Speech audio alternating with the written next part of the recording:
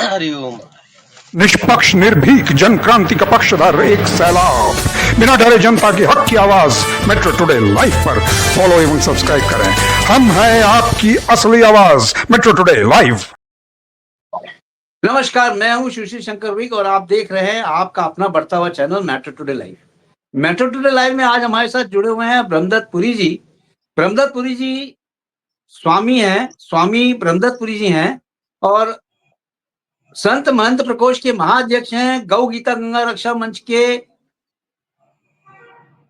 संयोजक हैं और प्रवक्ता है राष्ट्रीय। स्वामी जी, आपका बहुत बहुत स्वागत है मेट्रो टुडे लाइव में। जी जी, धन्यवाद। कल्याण जी जुड़ते हैं हमारे साथ जयपुर से और मंडल अध्यक्ष हैं कांग्रेस के। कल्याण जी, आपका बहुत बहुत स्वागत है मेट्रो टुडे लाइव में। धन्यवाद सर, धन्यवाद। कल्याण जी, आपसे ही शुरू करते हैं हम कि अब दिल्ली गई आपके हाथ से और अब है पंजाब की बारी। देखिए क्या हुआ, अभी कुछ देर पहले ही केजरीवाल साहब 50 गाड़ियों का काफिला लेके पंजाब की तरफ रवाना हुए हैं और ये निकले हैं बड़ी शान शौकत से, जबकि ये कहते थे कि जब मैं बनूंगा सीएम ना तो गाड़ी लूंगा, ना बंगला लूंगा और ना ही लूंगा सिक्योरिटी। और अभी 50 ऐसी गाड़ियों के काफिले के साथ पंजाब की तरफ गए हैं जो कि महंगी से महंगी गाड़ियां हैं और इनको पता नहीं महंगी से महंगी गाड़ियां कहां से मिल जाती हैं और मिले भी क्यों नहीं, क्योंकि इनका कहना है कि मैं हूं दिल्ली का राजा, आप कौन हैं। सुनिए आज क्या हुआ है संसद में। लोग कहते थे हम करप्शन खत्म करने, क्या किया? जब लोग रो रहे थे तो ये क्या कर रहे थे? ये पॉलिसी बना रहे थे एक के साथ एक शराब की बोतल कैसे फ्री में देनी। अब बताइए, आज आप पूछते हैं, मैं आपसे पूछना चाहता हूं, आप विपक्ष के इतने एमएलए बैठे हैं, क्या आप में से इस बात का कोई जवाब दे सकता है कि जब लोग कोविड में रो रहे थे तो आप शराब बेचने की पॉलिसी बनाने में लगे हुए थे? क्या इस बात का कोई जवाब दे सकता है? और फिर आप क्या कह रहे थे यहां बैठकर? आज हमारी मुख्यमंत्री जी बैठी हैं, मुझे याद है कितना घिन वाला वो अल्फाज था, ये दिल्ली के मालिक हम हैं, ये दिल्ली के मालिक हम हैं। बताओ यार, अरे तुमको कैसे दिल्ली के मालिक हो गए? तुमको औरंगजेब हो दिल्ली के मालिक बन जाओगे? तुम क्या हो जो दिल्ली के मालिक बन जाओगे? तुम दिल्ली के पैरों पर हाथ लगा के वोट मांगने वाले लोग हो। तुम साधारण कार्यकर्ता की तरह लोगों के पैरों में पड़े और वोटें मांगी। हम भी लोगों के पैरों में पड़ के वोटें मांगते हैं। मालिक बन के आप दिल्ली के? आप कैसे बन गए दिल्ली के मालिक? मैंने क्या बोला है? क्या अरविंद केजरीवाल जी ने यहां खड़े होकर बोला नहीं मैं दिल्ली के मालिक है? ये बोला तो उन्होंने खड़े होके। क्या मैं गलत कह रहा हूं? बताइए मेरे को, विपक्ष के एमएलए बता दें, क्या आपने नहीं सुना था? अरविंद केजरीवाल जी खड़े होके कह रहे थे हम दिल्ली के मालिक हैं, हम दिल्ली के मालिक। अरे बताइए, मैं ढूंढ रहा था, मैंने आज आके पहले नीचे देखा, मैंने कहा मालिक दिख नहीं रहे, कहीं दिख नहीं रहे। अरे मालिक कहां चले गए? कहां चले गए? बड़े रोते बोलते थे और गुरु साहब की गुरबानी मैं करना नहीं चाहता, पर बड़ा जो बोले थे वो कहां चले गए? वो कहां चले गए? जो दिल्ली के अपने आप को मालिक बताते थे वो कहां चले गए? तो कल्याण जी, सुना आपने, जो दिल्ली ये कहते हैं घमंड चूर चूर हो गया है केजरीवाल का, लेकिन अभी कपड़े से ऐठन गई है, लेकिन अभी ऐठन नहीं गई है कपड़े से, अभी कपड़ा स्त्री हो गया है। आप बताएं कि पंजाब में क्या ये चाहते हैं अस्थिरता लाना? पंजाब को क्या वापस नशे की हालत में डुबोना चाहते हैं? पंजाब को क्या ये राष्ट्रपति शासन लगाना चाहते हैं? आप बताएं कल्याण जी। देखिए, सबसे बड़ी बात तो ये है कि एक कहावत है कि करनी करे तो क्यों करे और क्यों करके पछताए, माया पेड़ बबूल का आम कहां से खाए। तो इन्होंने जैसे कर्म किए हैं वैसा फल इनको मिल रहा है और हर आदमी को ईश्वर मौका देता है अपने कर्म सुधारने का और अपनी करनी सुधारने का या अपनी भूल सुधारने का, मगर फिर भी आदमी बार बार गलतियां करे और अपना कर्म नहीं सुधारे और घमंड में अपने आप को शहंशाह बादशाह समझने लग जाए, तो फिर उसको ऊपर वाला वैसा ही सबक देता है जैसा अभी इनको मिला केजरीवाल जी को। दिल्ली में इनको 10 साल 12 साल पब्लिक ने दिए और ईश्वर ने इनको भरपूर सीटें दी। भरपूर सीटें देने का मतलब ये है कि इनके दिमाग में एक फितर चढ़ गया कि हमसे बढ़िया कोई नहीं है, हम जो कर रहे हैं वो सर्वे सर्वा है और हम दिल्ली के लिए बहुत बढ़िया कर रहे हैं। और ये उसी घमंड में पूरे 12 साल 10 साल इन्होंने निकाल दिए। और जैसे ही पब्लिक दुखी हुई, पब्लिक को एहसास हुआ कि हमने गलत आदमी को चुन लिया है और ये व्यक्ति हमारे भले की नहीं सोच रहा है और अपने मद में, अपने घमंड में चूर है, तो उन्होंने फिर इसका घमंड जो है तोड़ दिया। रही बात पंजाब की, तो पंजाब में भी देखिए अब अस्थिरता चालू है। वो कहते हैं ना कि एक आदमी को अगर खून मुंह लग जाए, एक लत लग जाए, तो वो लत के बिना नहीं रहता। एक नशा जो चढ़ा है राज सत्ता का या राजनीति का, वो नशा अभी उतरा नहीं है। अब ये वहां पंजाब में जाकर अपनी सरकार को अस्थिर करने की कोशिश कर रहे हैं। ये कभी सीएम बनने की कोशिश करते हैं तो कभी संसद में जाने की कोशिश करते हैं। और जहां तक मुझे पता है या मीडिया के सूत्रों से जो पता लगा है, उसमें संभावना ये है कि वहां के अपने किसी सांसद को इस्तीफा दिलवाकर ये उसकी जगह सांसद बनेंगे और फिर वहां से पंजाब की तरफ से दिल्ली संसद में ये बैठेंगे। ऐसी इनकी मंशा है और ऐसी इनकी रणनीति है। क्योंकि इन पे जो केस चल रहे हैं, उस केस पे जो पैसा लगेगा वो पार्टी फंड का लगेगा। अगर ये पार्टी से दूर रहते हैं और पार्टी से अलग रहकर ये केस लड़ते हैं तो पर्सनल पैसा लगाना पड़ता है और ये पैसे बहुत ज्यादा है। ये कहाँ से अरेंज करेंगे या क्या करेंगे, इसलिए इन्होंने एक दूसरा रास्ता निकाल लिया है कि ये पार्टी में किसी पोस्ट पे संसद में चले जाए और संसद में जाने के बाद जो पार्टी फंड का पैसा है वो अपने केस में लगाते रहे, वकील को देते रहे, फिर केस लड़ते रहे। ये इनकी ऐसी मंशा है। इसीलिए आज शायद ये 50 गाड़ियां या 100 गाड़ियां जैसा आप बता रहे हैं लेकर पंजाब गए हैं और इसका 2-4 दिन में सब लोगों को आभास हो जाएगा, पता लग जाएगा कि ये क्या रणनीति है और ये क्या चाहते हैं और आगे क्या होने वाला है। तो ये है कि 2-4 दिन बाद में ही पता लगेगा। आज गए हैं, वहाँ बैठेंगे, मीटिंग करेंगे, पार्टी के मेंबरों से मिलेंगे और अपनी रणनीति समझाएंगे। ऑलरेडी इन्होंने समझा दी है, उसी के थ्रू ये गए हैं कि आज वहां से किसी को इस्तीफा दिलवाते हैं और कल ये संसद में चले जाते हैं।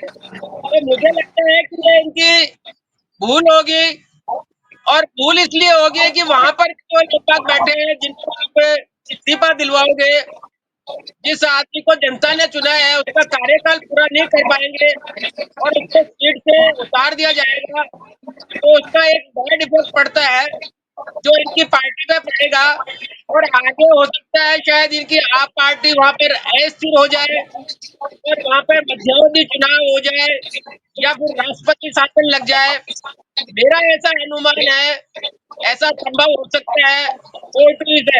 जी कल्याण जी ने बहुत अच्छा बताया अभी क्या क्या संभावना है पंजाब में होने की। लेकिन एक संभावना और थी कल्याण जी, अरविंद केजरीवाल के पास जब दिल्ली का चुनाव हो रहा था, वो संभावना ये थी कि आप देखिए दिल्ली में इनको जो सीटें मिली थी वो थी आम आदमी पार्टी की 22 सीटें और बीजेपी को मिली थी 48 यानी 48 सीटें और कांग्रेस को मिली थी 14 सीटें। अगर 14 और 22 अगर आप जोड़ लो तो होती हैं 36 में। 36 सीटें जो है एक संसद में जाने के लिए बहुत हैं।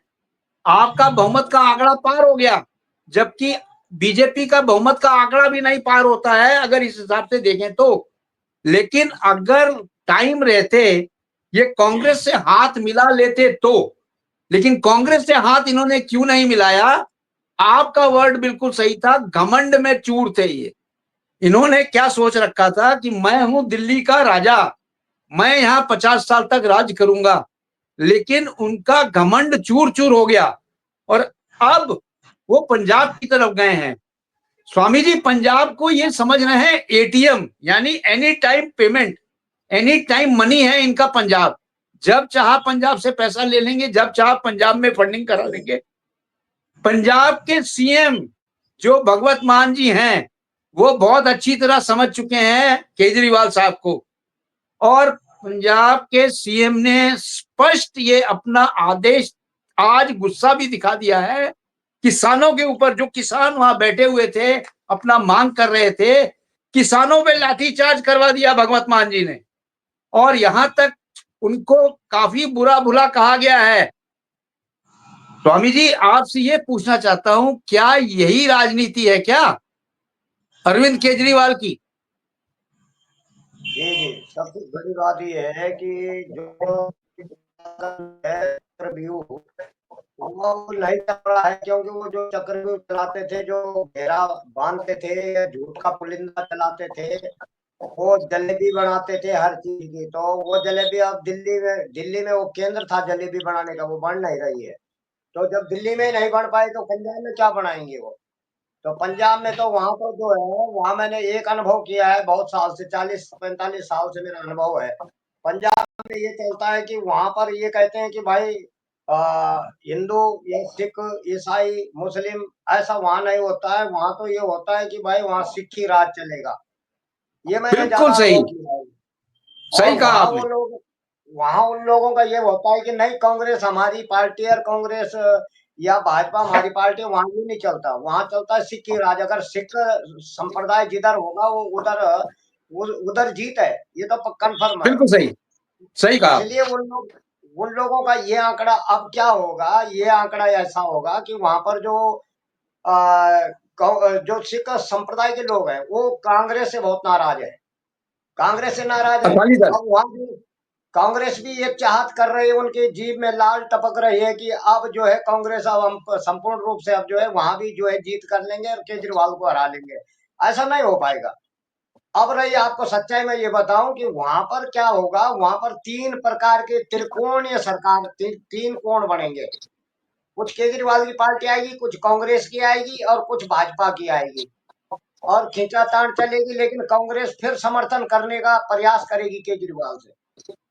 और ऐसा नहीं हो पाएगा, क्योंकि जब एक बार जब धोखा मिल गया इनको दिल्ली में, तो वो चीज अब नहीं हो पाएगी। इसलिए भाजपा की सीटें बढ़ेंगी पंजाब में, क्योंकि इन दोनों की टक्कर में जो है भाजपा को बढ़ावा मिलेगा वहां। होता तो यही है और होगा भी। तो इसलिए जी अब हमारा मानना ये है, क्योंकि पंजाब में जो नशा की खेप चली है इतने साल से, जो नशा जो है वहां पर जो है वितरित किया गया है, बाहर से स्मगलिंग हुई है, और जो सप्लाई होती थी, तो उसका भी चिंता उनके माँ बाप और उन जिन युवाओं के पूर्वज जो है वो क्या वोट दे देंगे इन लोगों को, जिन्होंने इनके बच्चों को नशेड़ी बनाया? तो वो जो है इनसे बच के रहेंगे, कट के रहेंगे। कुछ वोट तो वो कट आउट हो गई। अब रही दूसरी बात, भगवत मान जो है वो नीची ऊंची जाति ये देख के काम करते हैं। उनका ये नहीं है कि सब हमारे हैं या सब हम सब के हैं, या राष्ट्र हित की, कोई राष्ट्रीय हित का कोई संबंध नहीं है।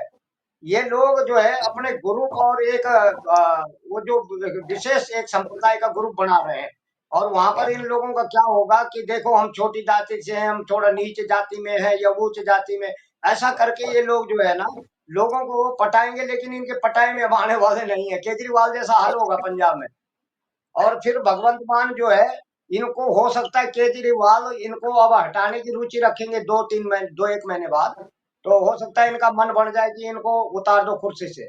क्योंकि ये जो है उनका, जैसे ही जिस पटरी पर केजरीवाल चाहते हैं कि मेरे कब्जे में रहे, मैं लगाम बांध करके काम करूं, जिधर मैं इशारा करूं उधर ये चले, तो ऐसा नहीं चल पाएगा। इसलिए वो बोलेंगे कि तुम इस्तीफा दो, ये तो हमारी सरकार से स्वामी हटो। जी, स्वामी जी, एक मिनट में आपको रोकना चाहता हूं। आप बिल्कुल सत्य कह रहे हैं, केजरीवाल साहब अपने हिसाब से ही चलाना चाहते हैं। अभी 3 दिन पहले केजरीवाल साहब का एक ट्वीट आया था। ट्वीट में उन्होंने ये लिखा था कि हम पंजाब में नशाखोरी बंद कर देंगे, पंजाब में से नशा को जड़ से खत्म कर देंगे, पंजाब अब हम बिल्कुल साफ सुथरा कर देंगे। आप देखें पंजाब का ट्वीट जो है केजरीवाल कर रहे हैं, केजरीवाल जबकि कोई हैसियत नहीं रखते हैं अपनी पार्टी में, आम आदमी पार्टी में, ये ट्वीट आना चाहिए था सीएम भगवत मान की तरफ से, जबकि ये ट्वीट कर रहे हैं आम आदमी पार्टी की तरफ से केजरीवाल साहब, जबकि केजरीवाल साहब को कोई जानता ही नहीं। यानी कि केजरीवाल साहब ये अपने को शो करना चाहते हैं कि मैं ही हूं सब कुछ पार्टी में। जी बताएं। वो अपराध में लिप्त होते हुए भी अपने को मुखिया मान रहे हैं, लेकिन पब्लिक नहीं मानती ना उनको मुखिया। जी जी, वो स्वघोषित है, जैसे स्वघोषित शंकराचार्य है, स्वयंभू शंकराचार्य बन जाए कोई, वो कहे कि मैं शंकराचार्य हूँ, वही हाल है केजरीवाल का भी। तो हमारा कहने का मतलब ये है कि जो जमीनी से जुड़ा हुआ आदमी है, जिसने हमेशा जमीन से जुड़ के काम किया है, तो लोग पब्लिक तो उनको जानती है। अब जो मीडिया में हल्ला मचाए तो उससे कोई प्रचार नहीं होता, उससे कोई नहीं जानता। अब लोग देखते हैं कि इस व्यक्ति ने जीवन भर कितनी सेवा की है, किस संस्था से जुड़ा रहा है। लोग तो उस चीज को जानते हैं कि आपने कौन से एनजीओ के काम किए हैं, कितने परमार्थ किए हैं, कितने जो है ऐसे लोगों के जो है निराश्रित और गरीबों की शादियां कराई हैं, कितने लोगों को गरीबों को पैसे की मदद की है, कितने लोगों को जो है किसी दुख और संकट की घड़ी में ये व्यक्ति खड़ा रहा है। ये तो जनता ये देखती है पहले। और हम जो है जाति और पाति ये भेदभाव में इस तरह से, अब वो केजरीवाल को ये डर है कि मैं दिल्ली में हारा हूँ फ्री की पेटी से हार हुई है, ये कन्फर्म है। अब वो क्या चाल चली कि यहाँ भी जो है वो फ्री की पेटी का जो है नशे का सिस्टम जो है बचा दो, ये प्रवचन करो, ये उपदेश दो, ऐसा भाषण मारो कि ताकि लोग ये समझे कि हाँ बिल्कुल अब केजरीवाल जो है सुधरने पे आ गए, अब नशा खत्म करेंगे। ये स्वामी जी, नशा खत्म करने का प्लान स्वामी जो नहीं है। पहले मैनिफेस्टो में इन्होंने जब सरकार बनी थी बोला था कई चीजें, कुछ नहीं किया है इन्होंने। ना तो 1000 रुपए महिला लोगों को दिया है, नहीं और भी कोई काम किया है। ऐसे में कैसे सरकार में ये कहते हैं कि हम ये काम कर लेंगे? कौन बिलीव करेगा इनको? आम आदमी पार्टी के मुखिया को कौन बिलीव करेगा? आई एम सॉरी टू से मुखिया, अभी ये मुखिया नहीं है जी। वो देखिए वो सोच रहे हैं कि जो झूठ का अड्डा दिल्ली को बनाया था, तो अब वो केजरीवाल क्या सोच रहे हैं कि अब पंजाब में जाके भी अड्डा वैसे तैयार करें कोई फील्ड। लेकिन वो फील्ड अब तैयार नहीं होगी, क्योंकि जनता ने मौका 10 साल दिया था इनको, और इन लोगों ने ये सोचा कि हम राष्ट्र पार्टी हमारी घोषित हो गई, और अब राष्ट्र पार्टी का मतलब ये हो गया कि मोदी हमारे आगे कुछ नहीं है। यही चीज इनको खत्म कर गई है। जिसने भी ये सोचा है कि मोदी क्या होता है हमारे सामने, मोदी जी का अपमान करा है, वो आदमी जो है मिट्टी में मिला है। तो इसलिए भी उसका भी खामियाजा भुगत रहा है केजरीवाल, क्योंकि केजरीवाल ने अनाप शनाप बातें भी कही थी मोदी जी के बारे में। और मोदी जी के बारे में अगर वो कहे, वो ये ना सोचे कि मेरे स्थान में कोई नहीं जानता, वहां के लोकल लोग तो जानते हैं ना उसके बारे में सब कुछ। तो कहने का मतलब ये है कि इस तरह स्वामी जी ये अनाप केजरीवाल शनाप। साहब नहीं बोल रहे थे, केजरीवाल साहब के ऊपर जो सत्ता का नशा था वो बोल रहा था। यानी कि सत्ते के नशे में इतने चूर हो गए थे कि उनको कुछ होश नहीं था। उनको बस यही होश था 50 साल तक हम यहाँ राज करेंगे और मैं ही हूं दिल्ली का राजा। सही कहा। क्योंकि ऐसे पद पर रहने वाला व्यक्ति जो है वीर धीर और गंभीर होता है, और ये सब चीजें मोदी जी में दिखाई देती हैं। वीर भी हो, धीर भी हो और गंभीर भी हो, गंभीरता से ले किसी बात को। अब ये छिचोरापन है, ये हल्का, ये आधा आधा छलका हुआ बर्तन है, ये छलकते रहते थे। तो ये छलकने की आदत इन लोगों की है। अब वो छलकने की जो चाल है वो पंजाब में चलाना चाह रहे हैं, पर लेकिन वो इनकी दाल वहां नहीं गलेगी। क्यों? अब हमको मालूम है कि वहां सिख जो है एकजुट हो जाएगा, और जितने सिख भाई हैं जो जिनके साथ हमेशा जो पार्टी खड़ी रही है, अकाली दल भी हमेशा जो है इस बात को उठाता रहा है, तो वो लोग जो है आकर के अब एक साथ हो जाएंगे। जो फटे पड़े थे, जो कटे पड़े थे, अब उनको एक साथ आने की जरूरत है पंजाब में। अगर आपको अपने सिक्खी बचानी है, और अगर पंजाब का नाम और गुरु गोविंद सिंह और गुरु नानक देव जी का जो नाम, जिन जिन महापुरुषों को जो है बार बार ये लोग मजाक बनाते थे और हंसी उड़ाते थे उनकी, ये लोग क्या करेंगे पंजाब का भला? और मोदी जी ने हमेशा उनको जो है आगे बढ़ाया, हर चीज को आगे रखा है। तो वो जो जो उनकी कदर करेगा, जो उनकी इज्जत करेगा, जो उनके महापुरुषों का सम्मान करेगा, सरकार तो उसकी बनेगी। सरकार इनकी बनेगी जो अपमान करते हैं ऐसे महापुरुषों का। और जिन लोगों ने आलोचना की है उनको आतंकवादी उग्रवादी बता रहे थे, और उनको मारा है, 5,000 सिख मारे गए, उसका हिसाब कौन चुकाएगा पंजाब में? तो इसलिए अब भगवंत मान को जो है नाक में शर्म तो है नहीं। अब भगवंत मान जो है इस तरह से, अब वो भी, उनको भी शर्म करनी चाहिए कि ऐसे लोगों से गठबंधन भी नहीं करेगा वो। हमको मालूम है अगर करेगा तो सरकार बन नहीं सकती किसी भी हालत। तो इसलिए जो है अभी भी हम इशारा कर रहे हैं कि उनको अपने समझ से, अपनी बुद्धि से काम करना चाहिए। अगर वो ठीक भी अपनी बुद्धि ज्यादा लड़ाएंगे तो हो सकता है कि उनको भी लोग जो है रोक देंगे, ठीक और पंजाब में जो है उनकी भी सरकार गिरा देंगे, क्योंकि यार अब ठीक है, कंफर्म ठीक है है, गिरना, ठीक उनको है। बहुमत मालूम। आपसे दोबारा मुताबिक होंगे हम। कल्याण जी, आप जैसे कह रहे थे कि केजरीवाल साहब राज्यसभा में जाने के लिए वहां पे किसी भी राज्यसभा के सदस्य से इस्तीफा दिलवाएंगे। आज ही कल उनका एक राजीव अरोड़ा जी का इंटरव्यू आया था। राजीव अरोड़ा जी ने साफ बोला है, वो राज्यसभा के मेंबर हैं, उन्होंने साफ कहा है कि मैं अपनी सीट नहीं छोड़ूंगा, मैं लड़ूंगा वेस्ट लुधियाना से, और अगर मैं जीत जाता हूं उसके 6 महीने के बाद इस्तीफा दूंगा। यानी केजरीवाल साहब का दबाव था और राजीव अरोड़ा जी मान भी गए थे इस्तीफा देने के लिए, उसके बाद वो चुनाव लड़ते, लेकिन उनका दिमाग काम कर गया। वो कहते हैं कि ऐसी कोई बात नहीं है, मैं चुनाव लड़ूंगा, इस्तीफा 6 महीने के बाद दूंगा जब मैं स्थिर हो जाऊंगा। तो वो भी एक जो पॉइंट था, दरवाजा था जहां से राज्यसभा में ये एंटर करना चाहते थे, वो भी बंद हो गया एक तरह से। अब कौन सा दरवाजा इनके लिए खुला है जहां से ये राज्यसभा के अंदर एंट्री कर सकते हैं? सब विधायकों ने मना कर दिया जी। देख, ये अपने अपने कयास है, जैसा आपने कहा, जैसा स्वामी जी ने कहा, जी क्योंकि लोग बाग न तो उनके कोई प्रवक्ता हैं, न उनकी पार्टी से संबंधित है। हम सिर्फ अनुमान लगा सकते हैं। और मैं जहां तक मानता हूं कि आज भी केजरीवाल आप पार्टी का मुखिया है, क्योंकि आप कह रहे हैं मुखिया नहीं है, सीट से हार जाना। कल्याण जी, आप मुखिया कह रहे हैं, बिल्कुल सत्य है, वो है मुखिया, लेकिन कौन से ओहदे पे हैं? मुखिया तो हैं, उनको कौन सा ओहदा दिया गया है मुखिया होने के नाते? पार्टी में कौन से ओहदे पे हैं वो? देखिए, ओहदे से मतलब नहीं है, ये है कि सीनियर आदमी है जिसने पार्टी को फाउंड किया है, पार्टी को बनाया है वो और तो पार्टी को चलाया है, इसका क्या है। मतलब है? जिस भी आप राज्यसभा के सांसद से कहोगे इस्तीफा देने के लिए, वो इस्तीफा दे देगा। उसने तो टिकट खरीदी है आपसे, करोड़ों रुपए इनकी देकर टिकट खरीदी है, कैसे इस्तीफा दे देगा? इनकी पार्टी का इंटरनल मसला है, और सब पार्टियों में होता है।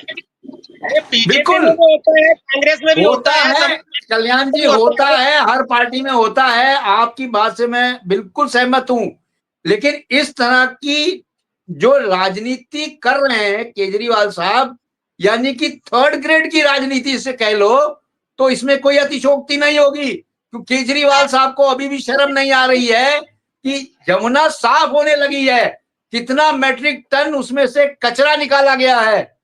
वो कचरा और वो जो पैसे आए थे यमुना को साफ करने के लिए, जो दिखाया इन्होंने सीएजी रिपोर्ट में, वो पैसे गए कहां? आपने लगाए नहीं और पैसे गायब।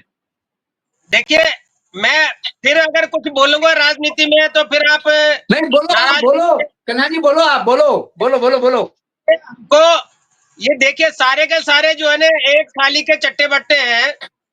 अभी बिल्कुल रिसेंटली दिल्ली में दूसरी पार्टी आई और उस पार्टी ने 2 दिन मशीनें लगाई, और जमुना जी में 2 दिन मशीनें लगाकर सारे अखबार में, सारे टीवी में हाईलाइट किया, आरती उतारी जमुना जी की, और फिर वापस बिल में बैठ गए। 2500 रुपए नहीं देने नहीं, का वादा। कल्याण जी, आपको मैं यहाँ पे सही कर दूं। कल से ही जमुना जी में वो मशीनें वापस लगी हुई हैं और कचरा निकाला जा रहा है, यमुना जी को साफ किया जा रहा है वापस। यमुना जी बिल्कुल साफ होगी, और 3 साल का जो इन्होंने अपना टाइम लिया है, वो 3 साल के अंदर यमुना जी को बिल्कुल साफ कर देंगे, पानी आचमन लायक हो जाएगा। और सबसे पहली डुबकी उसमें प्रवेश वर्मा जी लगाएंगे। उन्होंने आज अनाउंस भी किया है कि मैं इसमें सबसे पहली डुबकी लगाऊंगा 3 साल के बाद, जब तक ये गंगा जमुना जी साफ हो जाएंगी।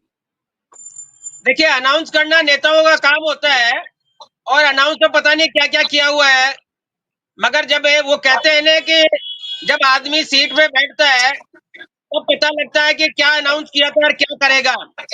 अभी आप शायद जो हमारी सीएम रेखा गुप्ता जो बैठी है, उसके जी 2 जी दिन से स्टेटमेंट आ रहे हैं कि खजाना खाली है, हम 2500 रुपए देने में सक्षम नहीं है। तो वो बहुत कल्याण जी, सारे आप महिला दिवस का इंतजार करें, 2 दिन की तो बात है, 48 घंटे के अंदर आपको पता चल जाएगा कि महिला दिवस में 2500 रुपए गए कि नहीं गए।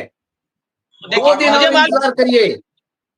देखिए, मुझे मालूम है कि सत्ताधारी पार्टी पैसे वाली पार्टी है, और वो जी उसमें जरूर कुछ प्रोपेगेंडा करेगी, हाईलाइट करेगी, और एक ड्रामा रचेगी, जैसा महाराष्ट्र में और एमपी में चल रहा है कि जिन लाडली बहनों को पैसा दिया गया था उनसे रिकवरी हो रही है।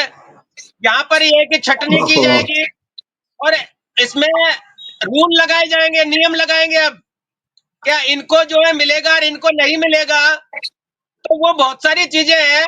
ये राजनीतिक पार्टियां हैं, कहती कुछ और है, करती और कुछ और है। मगर मैं ये बता दूं कि पंजाब में जैसा बीजेपी सोच रही है, बीजेपी को वैसा रिजल्ट नहीं मिलेगा, क्योंकि बीजेपी पंजाब जो है सारा बीजेपी से नाराज है। आज 2 साल 3 साल से किसान धरने पे बैठे हैं, और किसान जो बॉर्डर पे बैठे हैं, और फिर आप कह रहे हो कि हम जीत जाएंगे वहां से। तो मुझे ये बता दीजिए कि ऐसा कौन सा जादू है आपके पास में जिसको लेकर आप जीत जाते हो। कल्याण जी, बीजेपी का समीकरण जो बैठेगा वो क्वाइट है, देखी जाएगी जब टाइम आएगा तो। लेकिन जो हम लोग का आकलन है वो यह आकलन है कि अकाली दल और बीजेपी संयुक्त लड़ेंगे और वहां से ये जीतेंगे। बिल्कुल अकाली दल ही जीतेगा, बीजेपी उसका साथ देगी और ये जीतेंगे, फिर बीजेपी वहां सरकार बनाएगी। ये आकलन है पंजाब का। आकलन लगाते रहो, अकाली दल थोड़ी जी वोट जी, देगा, वोट तो जनता देगी।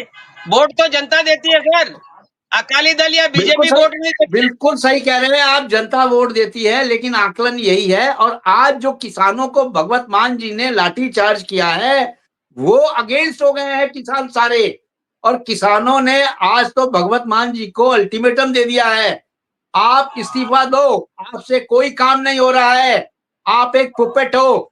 आप तो केजरीवाल साहब के कहने बहुत कुछ बोला है, अनिल केजरीवाल साहब को बहुत कुछ बोला है किसानों ने, किसानों की भी आंखें खुल गई हैं इस पे। आप ये बताइए, जब भगवंत मान किसानों पे लाठी चार्ज कर रहा है और जी जनता उसके खिलाफ हो रही है, तो बीजेपी तो पूरे 5 साल से उन पर लाठी चार्ज कर रही है, कीले लगा रही है और कहाँ बैरिकेड्स पे लगा लाठी रही है। चार्ज हो गई, फिर कहाँ आप पे लाठी चार्ज हो गई?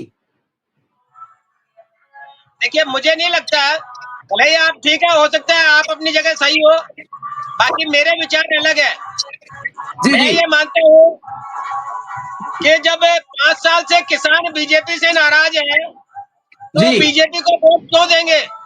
आप मुझे कोई ठीक कारण है, बता दीजिए कि बीजेपी को वो वोट तो दे। टाइम ही बताएगा कल्याण जी, वो तो टाइम ही बताएगा क्या होने वाला है। केजरीवाल साहब को भी टाइम ही बताएगा क्या होने वाला है। लेकिन हमारा टाइम खत्म हो गया है, इतना मैं जानता हूं। आप लोग का आने के लिए बहुत बहुत धन्यवाद, थैंक यू वेरी मच। जय हिंद, जय भारत। जय